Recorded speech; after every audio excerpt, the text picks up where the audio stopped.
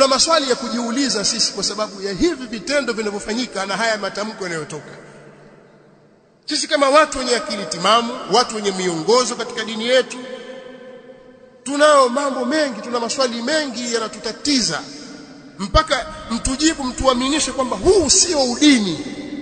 Hamumpigi vita rais aliyeko madarakani kwa sababu ya dini yake. Hebu tupeni majibu katika hili, turidhike sisi na sisi tuungane na nyinyi. Maana wanasiasa walidhibitiwa katika kipindi cha awamu ya 5, ikawa hakuna mikutano ya vyama vya siasa. Waliochukua fomu za kutaka kugombea pamoja na taaluma walizonazo walionekana kwamba hawajui kusoma wala kuandika. Katika uchaguzi tu wa serikali za mitaa,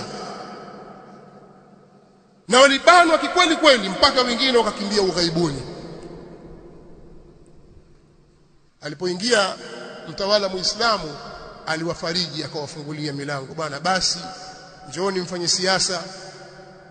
Hapo ndipo walipotumia fursa ya kuanza kumtukana huyu aliyewaruhusu na kuona kwamba hatendi haki. Lakini bwana mkubwa yule Mkatoliki ilikuwa yuko sawa. Wafanya biashara, nyinyi mna ushahidi wa kutosha kabisa, pengine kuliko mimi, namna watu walivyokuwa wakiporwa mali zao. Watu wakawa katika hofu kiasi ambacho baadhi ya wawekezaji waliikimbia hii nchi. Leo amekuwa tajiri, kesho anaweza kuwa fakiri. Mambo hayendi.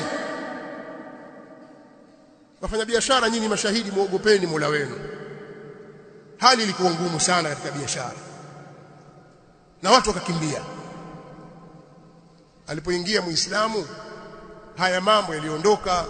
Kukawa kuna kazi kubwa ya kuwaaminisha watu kwamba sisi sio kama yule, njooni mfanye biashara. Watu wakabembelezwa mpaka wakaona ni kweli, biashara zikaanza kufunguka. Lakini kosa lake kwa sababu ni Muislamu. Haya yote aliyoyafanya huyu anayeongoza nchi sasa hivi yakawa hayaonekani. Ndipo wakalipuka hawa watu kutoka kanisani kwenye madhabahu huko wakidai haki. Haki ipi?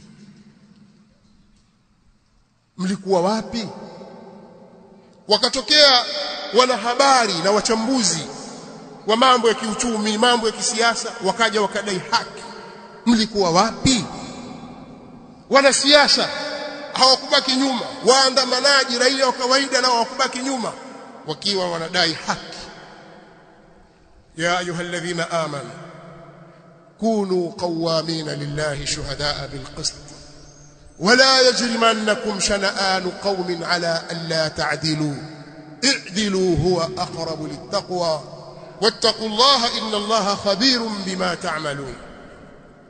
Allah subhanahu wa ta'ala katika suratul Maida, sura ya 5 aya ya 8, anatuambia, enyi mlioamini nyinyi, waumini nyinyi, kuweni wasimamizi madhubuti kwa ajili ya Allah kwa kutoa ushahidi wa haki, wala kuchukiana na watu kusiwapelekeeni nyinyi kutofanya uadilifu.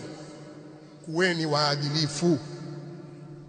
Kweli mna chuki na Waislamu, hebu kuweni basi na uadilifu. Mbona uadilifu unawashinda? Hebu pimeni mambo wakati ule na sasa, wakati alipokuwa Mkatoliki na wakati sasa yuko Muislamu. Pimeni, wekeni uwiano hayo mambo, alafu muone haya.